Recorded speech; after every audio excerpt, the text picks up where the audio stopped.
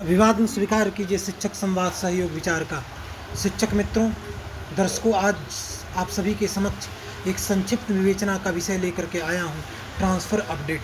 चूँकि आप सभी जानते हैं कि बिहार सरकार के प्राथमिक विद्यालयों में पदस्थापित शिक्षकों के लिए ट्रांसफ़र की व्यवस्था 2024 में की गई थी, परंतु कितने एसीएस महोदय बदल दिए गए, शिक्षा मंत्री बदल दिए गए, सरकार बदली, नए मुख्यमंत्री का शपथ हुआ, परंतु मुझे ऐसा लगता है कि वो सारी की सारी व्यवस्थाएं धरी की धरी अब तक के वहीं पर टिकी हुई है।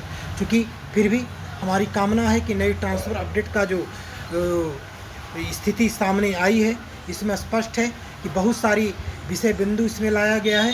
उन विषय बिंदुओं को समेट करके सभी शिक्षकों का, सभी अर्थात वैसे शिक्षक जो ट्रांसफ़र चाहने वाले हैं उनका ट्रांसफ़र किया जाएगा। जैसे इसमें प्रमुख रूप से है जो ग्रामीण क्षेत्र में जॉब कर रहे हैं उनको स्थानांतरण के लिए प्रत्येक वर्ष 2 पॉइंट करके मिलेगा। अर्थात नई जो शिक्षा नीति क्लियर होने जा रही है, लागू करने बिहार सरकार जा रही है, उसमें पॉइंट की व्यवस्था की गई है। स्थिति परिस्थिति समय के अनुसार पॉइंट की व्यवस्था की गई है। उस पॉइंट के आधार पर शिक्षकों को ट्रांसफ़र किया जाएगा। यानी मिला जुला के कहा जाए कि पहले से ही यह आशंका थी कि इतने बड़े स्तर पर करीब 1 लाख से करीब ऊपर दूरी के आधार पर शिक्षक जिन्होंने 2024 में ही आवेदन दिया था, अभी तक उनका ट्रांसफ़र नहीं हुआ है, उन सभी शिक्षक को मिला करके करीब 3 से 4 लाख शिक्षक तो आवश्यक रूप से ही इसमें शामिल होंगे ट्रांसफ़र के लिए। तो इतनी संख्या में शिक्षकों को 15 से 20 दिनों के अंदर ट्रांसफ़र मुझे लगता है कि संभव नहीं है।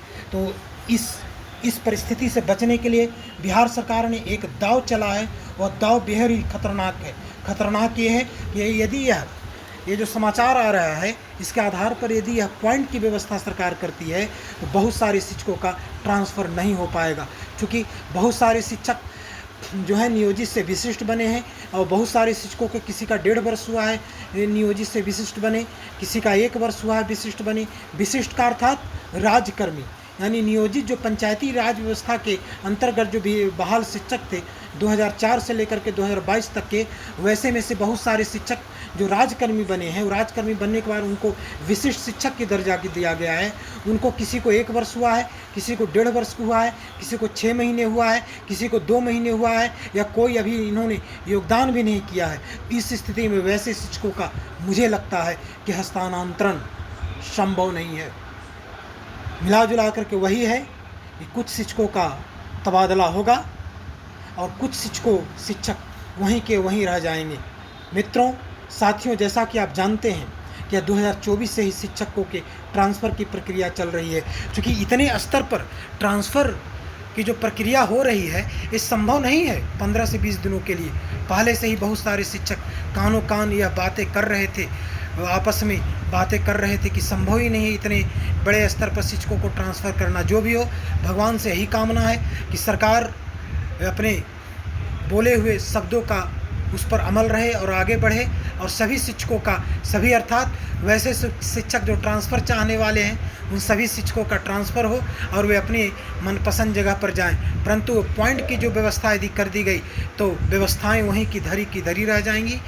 चंद शिक्षकों का ट्रांसफ़र होगा और बाकी शिक्षक वहीं के वहीं रह जाएंगे और सरकार ढिंढोरा पीटेगी कि हमने तो ट्रांसफ़र कर दिया, परंतु नियमावली जो हमने बनाया था उस नियमावली के आधार पर शिक्षक खरे नहीं उतरे।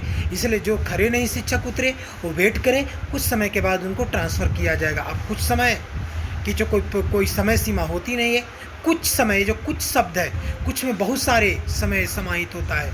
4 दिन, 6 दिन, 1 महीने, 12 महीने, 1 वर्ष, 2 वर्ष, 10 वर्ष, 20 वर्ष, जो भी समय हो, कुछ एक ऐसा शब्द है जो कि कुछ को कुछ ही बना करके रख देती है। चलिए, धन्यवाद।